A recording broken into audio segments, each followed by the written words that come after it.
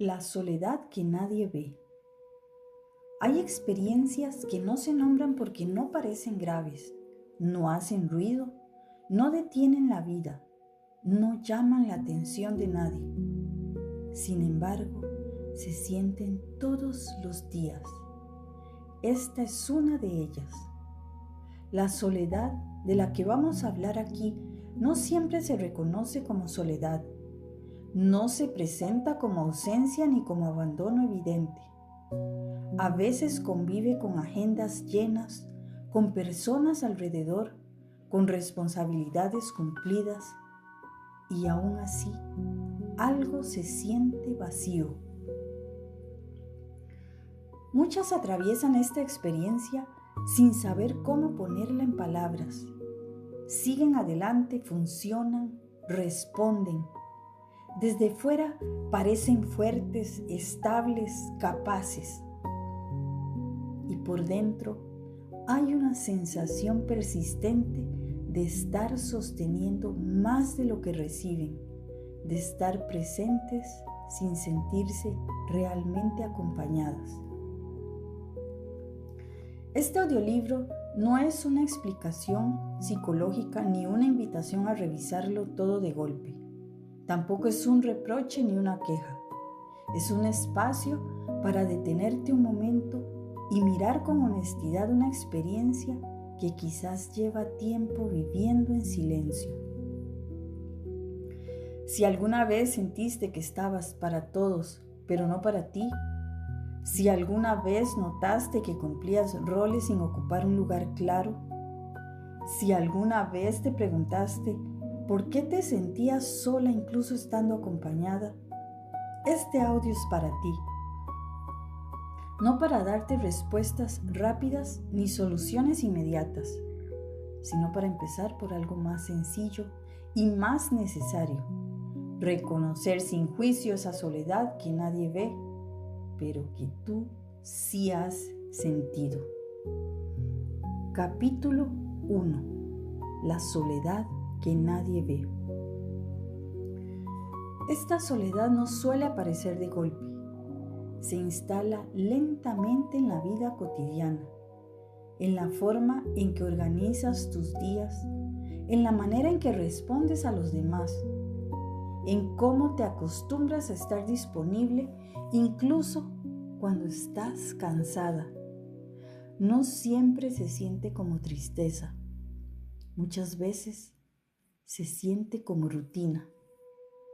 Aparece cuando cumples con todo y algo dentro de ti queda al margen. Cuando estás presente, pero no te sientes tenida en cuenta. Cuando tu lugar en las relaciones parece claro para los demás, pero difuso para ti. Estás, ayudas, sostienes y aún así hay una sensación persistente de no terminar de encajar. Esta experiencia no siempre se reconoce como soledad porque no interrumpe la vida. Permite seguir funcionando. Sigues trabajando, cuidando, acompañando, resolviendo. Desde fuera todo parece estable y justamente por eso nadie pregunta si algo te pesa.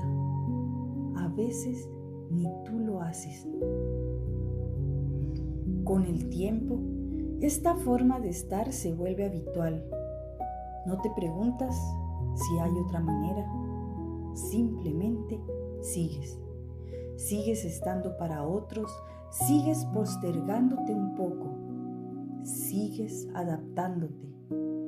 No porque no te importe lo que sientes, sino porque aprendiste a no detenerte demasiado en ello. El problema no es estar para los demás. El problema es cuando eso ocurre sin espacio para ti.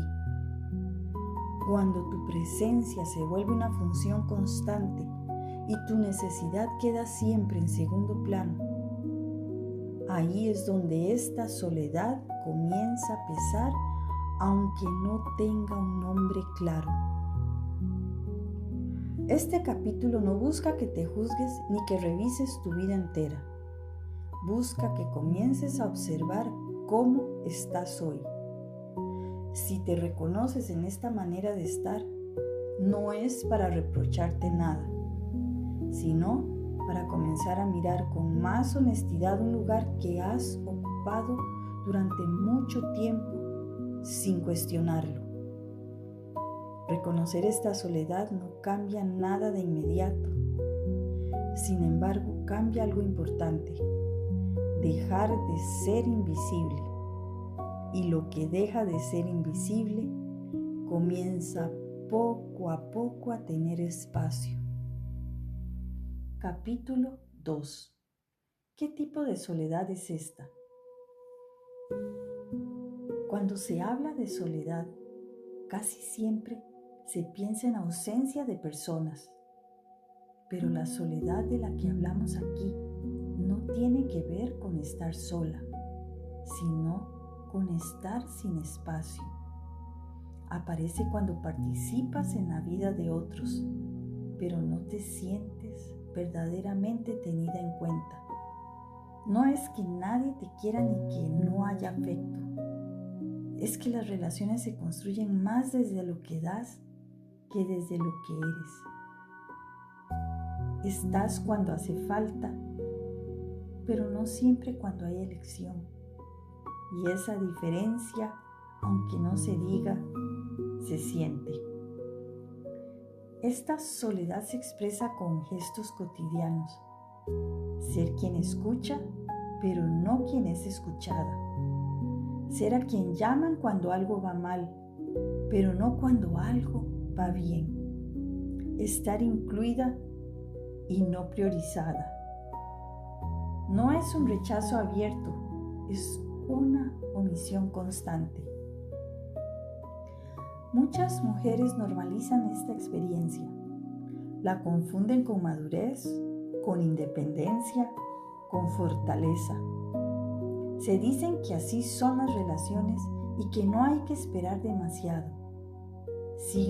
Siguen adelante sin detenerse a mirar lo que sienten. Esta no es una soledad ruidosa. Permite funcionar, cumplir y sostener. Justamente por eso se vuelve invisible. No interrumpe la vida, solo la encarece emocionalmente. Se siente como un cansancio que no se va, como dar más de lo que se recibe, como una incomodidad difícil de explicar. Reconocer qué tipo de soledad es esta no implica señalar a nadie, ni cambiarlo todo de inmediato. Implica comenzar a diferenciar que no todo vacío se llena con compañía y que no toda presencia es sostén. Nombrarla es un acto de claridad, no de debilidad. Desde la claridad, poco a poco, se abre la posibilidad de ocupar un sitio distinto también para ti. Capítulo 3. Cuando estar siempre se vuelve un rol. Estar para otros no es un problema en sí mismo. Acompañar, escuchar y sostener son cualidades valiosas. El problema aparece cuando estar siempre deja de ser una elección y se convierte en un rol que sientes que debes cumplir.